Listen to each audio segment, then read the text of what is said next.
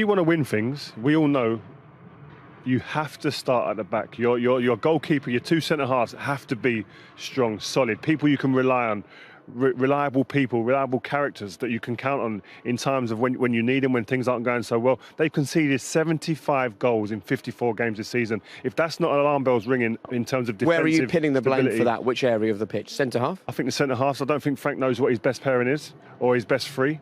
And the goalkeeper, obviously, he's got his huge reservations about the £70 million Kepa. So that's an area there where he needs to get sorted out. As Joe said, he's bought, he's invested, he's recruited up front. I think at the back, if you want to win things, that has to be sorted. Reid, do you think, when obviously the goalkeeper didn't play today, Kepa, but when you've played with a goalkeeper that doesn't come for crosses, you know, that's not commanding, that's made a few mistakes, I mean, and then the centre-halves start getting doubt, and it's like you have your two centre-halves or three centre-halves on your goalkeeper.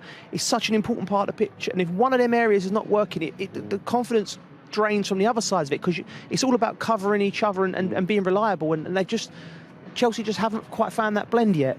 That comes from leaders. John Terry would have seen that when he was playing it, and it would have been addressed.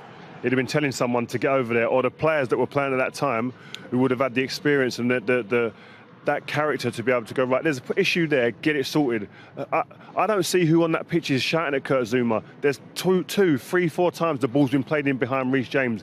Someone get yourself across there and deal with it. Don't let it happen no more. We talked about that during the game, Mario. Yeah, everyone's passive. There's no communication. It's like when you play against two centre-backs who constantly communicate, constantly moving forward together, constantly helping each other. As an opponent striker, it does go into your head a little bit, you know, because you're playing against a wall.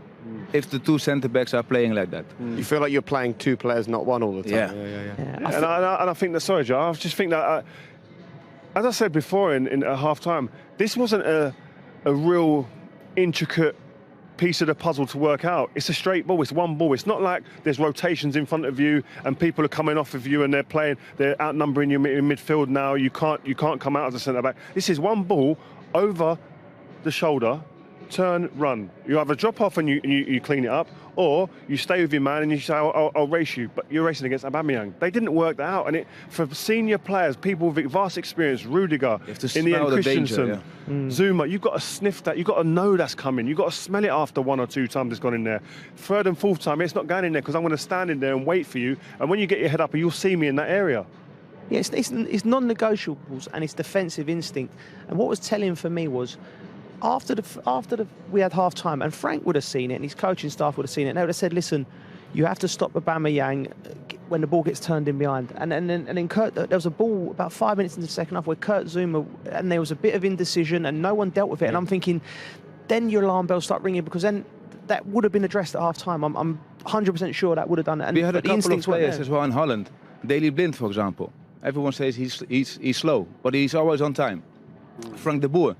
Back in the day. Love it. He's slow. But he's always on time. Yeah. So I think it's about scanning. You have to scan what is happening. The best players, if you look at Lampard, for example, Gerrard, Zidane, all these type of players, they're constantly scanning what is happening around them. Awareness. But you know what? Like people will look at him, fans will go, oh, the manager got it wrong or whatever.